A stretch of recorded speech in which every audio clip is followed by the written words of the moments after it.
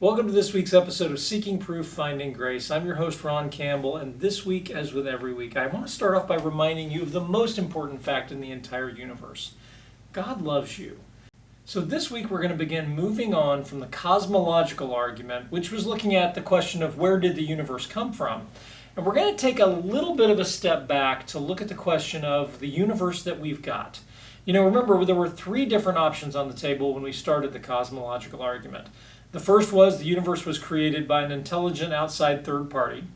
The second was the universe simply created itself from nothing. Out of nothing, everything came. And the third option was the universe has somehow existed past eternal. It's been around for forever, and therefore it requires no explanation.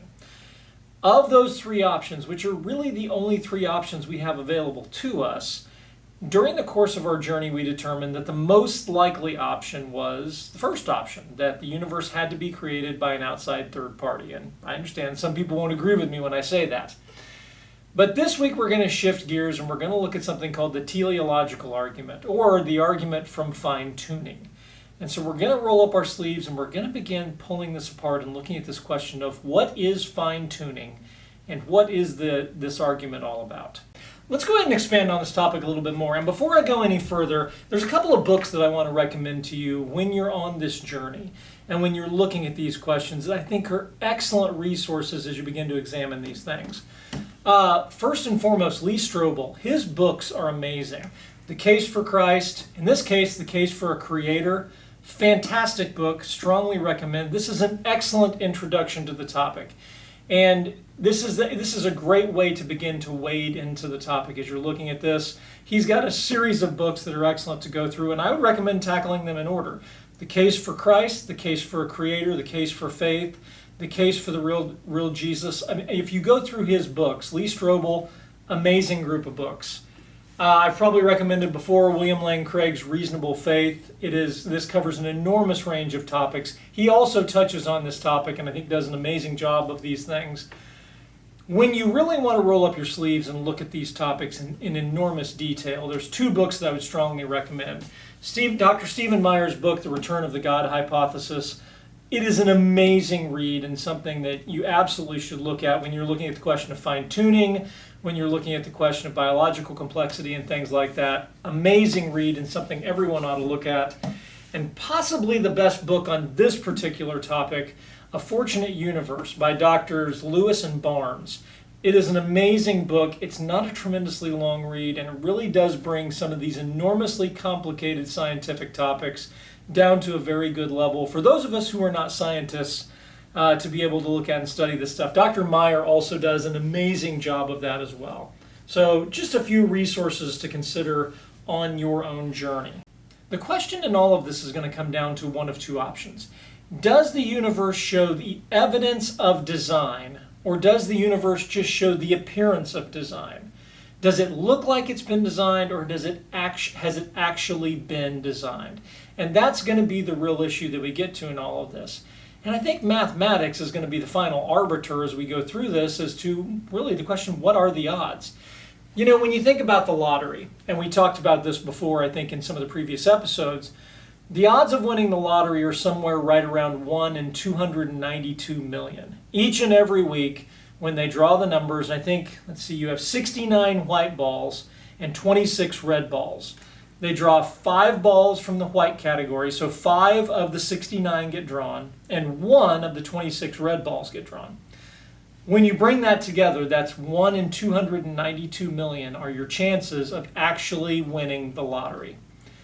Now, for most of us don't play the lottery because it's not worth the $2, because 1 in 292 million, those odds are bad enough. Most of us don't frequently play the lottery. Some folks do. And the reason some folks do is because people do win the lottery. It happens.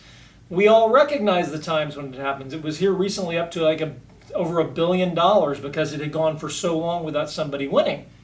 But somebody does win. But imagine for a moment that you took the odds and you stretched them well beyond 292 million. What if instead of 69 white balls, you had 690 white balls? Just added one little zero to the equation. And instead of 26 red balls, well, Maybe you've got 260 red balls, and instead of drawing just 5 white balls, what if you drew 10? And instead of drawing just 1 red ball, what if you drew 2 or 3? The odds become astronomically worse. And the odds would immediately become so bad, nobody would play because nobody would ever win. Yeah, somebody might win, but instead of it being once every few weeks, it would be once in decades or centuries that somebody would actually win. The odds would be so terrible, even though the dollar amount would grow and grow and grow until it was probably into the trillions of dollars. Nobody's going to play because nobody ever actually wins at that point. And that's going to be what we're finding here. At some point, the odds of these things become so prohibitively small that it's just, we have to step back and take a look at it and say, that can't possibly have happened by chance. It has to be the result of design. But that's going to be the question. When we take this next step forward, again, we have 3 choices. Either the force behind these universal constants being what they are is, number 1, again, the fingerprint of an outside third party. Number 2, that somehow they had to be that way, that somehow there was a single force behind all of these other forces, and it kept everything in place because it could only be that way.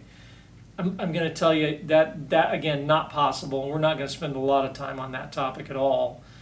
And then the third possible option is, well, yes, it's unlikely, but unlikely things happen every day.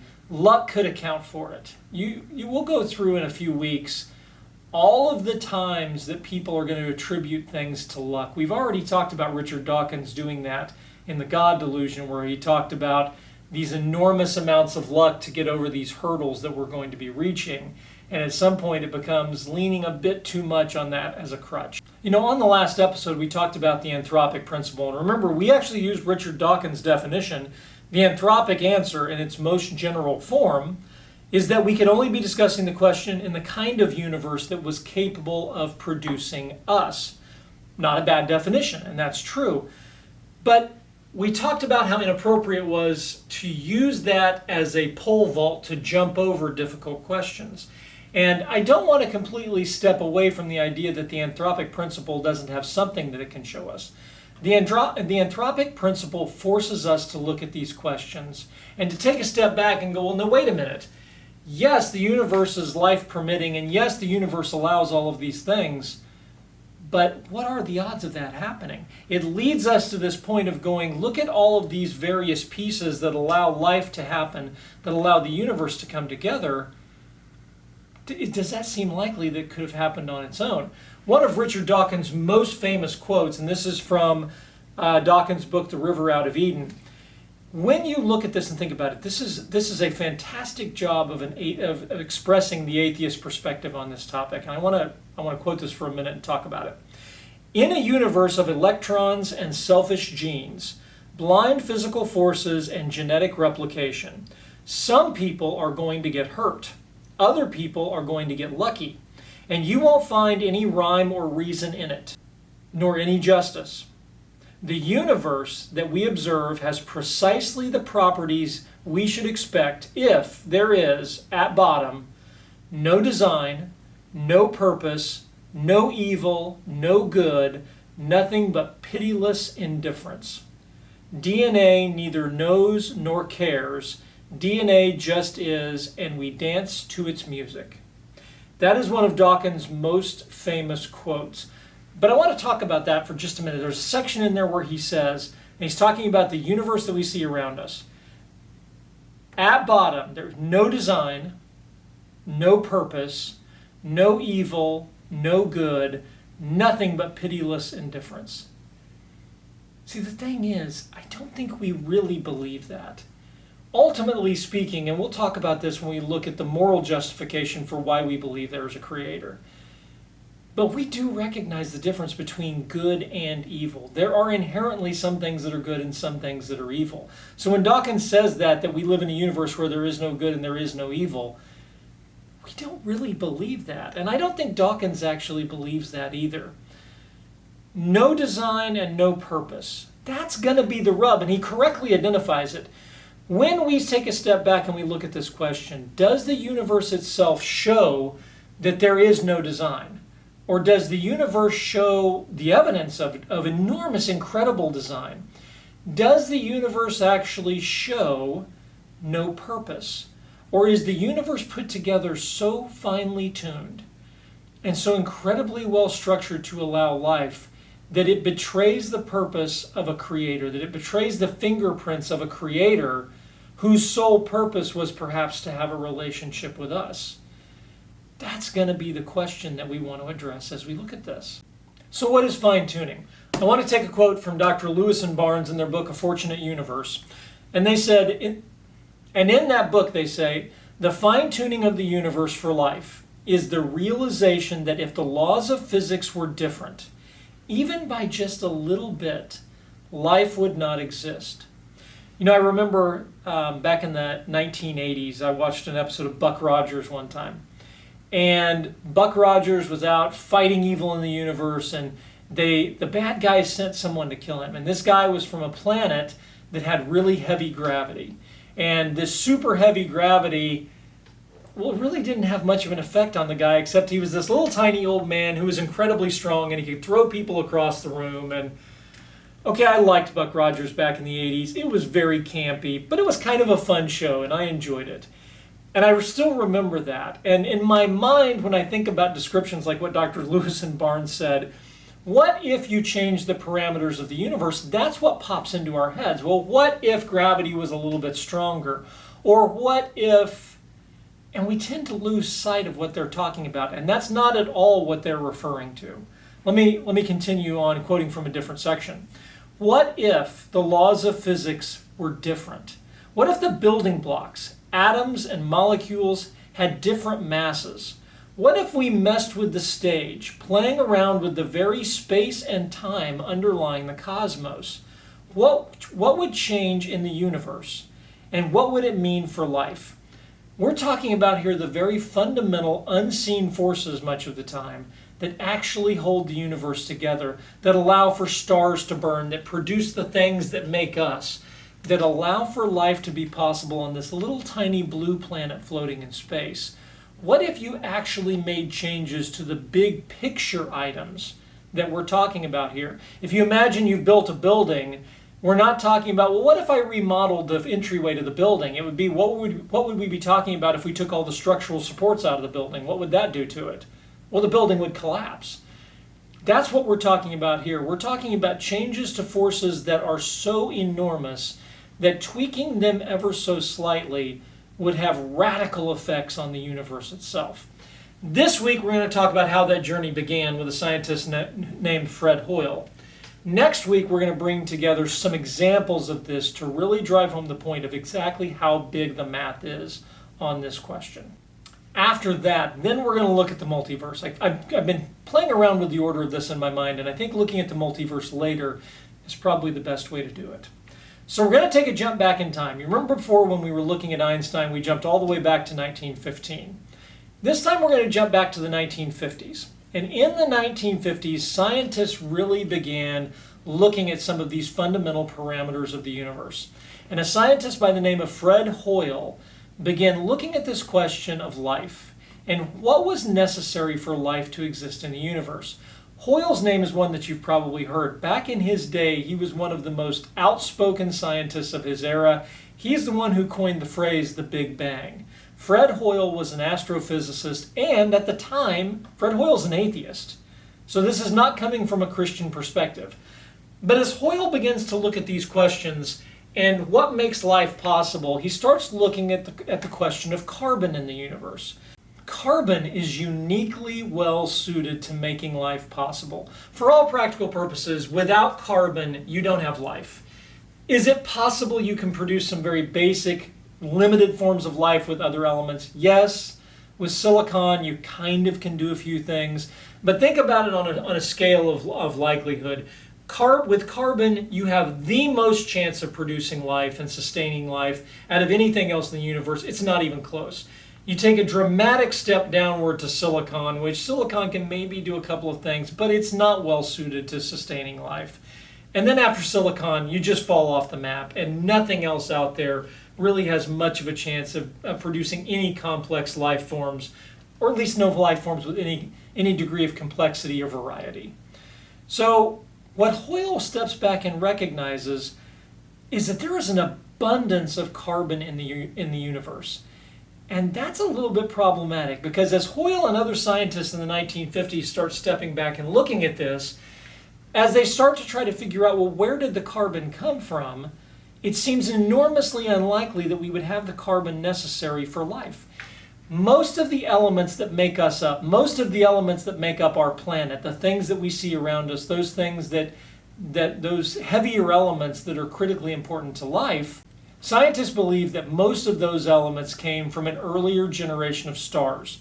Carbon was ultimately produced inside of those earlier generations of stars, and then as those stars went supernova at the end of their lives and exploded, the carbon was then spread out in the galaxy and ultimately created the fuel that we would need to fuel life in the rest of the universe. But as Hoyle starts to look at this question, how the carbon got there becomes incredibly difficult to understand. And it's not just Hoyle who's looking at this. Lots of scientists come together to start looking at this problem. And it's an enormous problem. You see, where we're going to find the oven where the carbon is made is inside of those early generations of stars. But getting inside that early generation of stars, within any generation of stars, you start running into issues of complexity that the deeper we get into them, the more we start to unravel how finely tuned these issues are. There are 4 fundamental forces in nature that are going to be key to all of this: gravitational force, electromagnetic force, the strong nuclear force, and the weak nuclear force.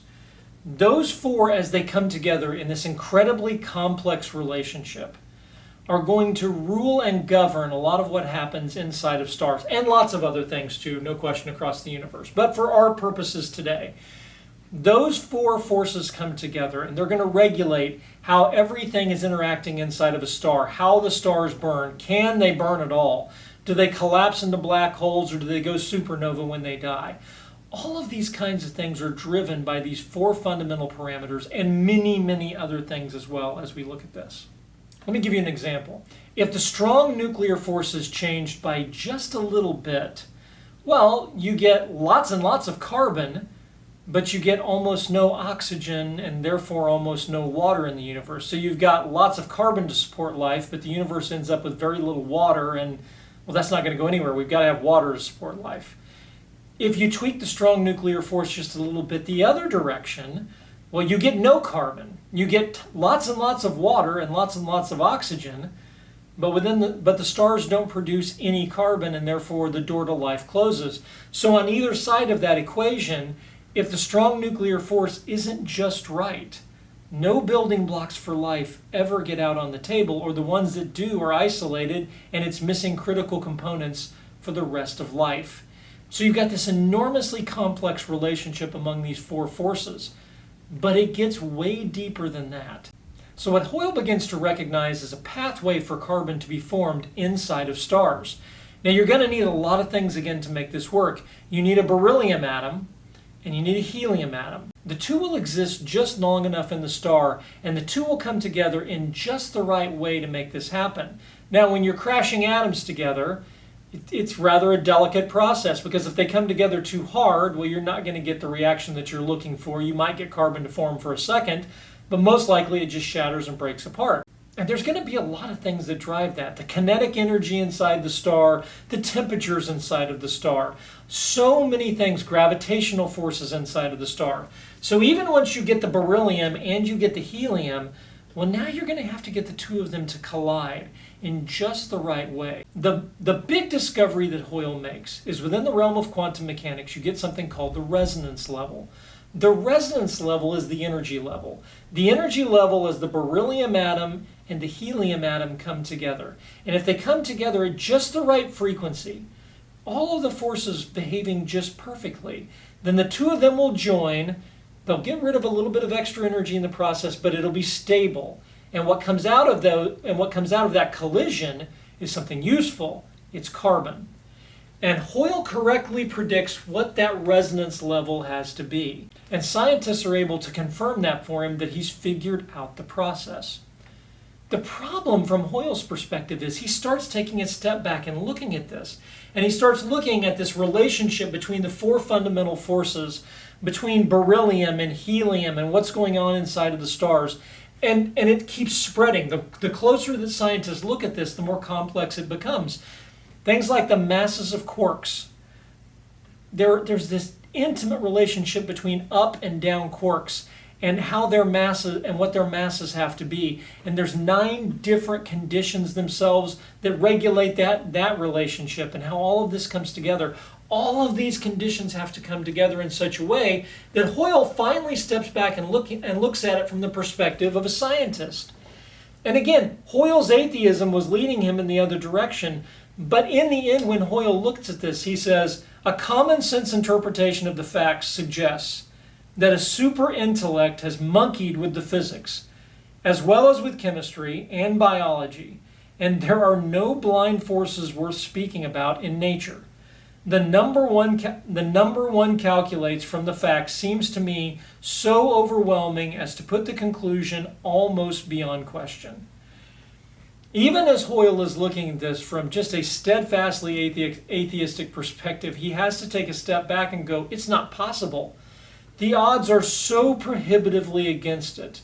The only thing that could do that, the only thing that could create that building block of us, carbon, that we need across the entire universe, the only way this forms is so incredibly unlikely. It has to be the fingerprint of intelligence. This kind of thing just doesn't happen on its own. And that was the discovery that Hoyle made. We're going to use that as the jumping off point next week. Hoyle has figured out for us, okay, this is what it would take for a universe to be filled with enough carbon to create the life that we see around us. But how many more of these are there? How far do these odds go? Is this one of the most prohibitive odds? And spoiler alert, it's not. Or are there things that are so remarkably unlikely that even Richard Dawkins seems to be starting to come around on this issue? And that is where we're going to find ourselves next week. I want to thank you so much for joining us on this week's Seeking Proof, Finding Grace. If you like this podcast, I hope you'll hit the like and subscribe button. You can also find our podcasts on Spotify and iTunes. And of course, you can find us on our website at prooftograce.com. If you've got any questions or want to reach out to us, you can do so at prooftograce@yahoo.com. And I look forward to seeing you next week. Thank you so much for joining us. Bye-bye.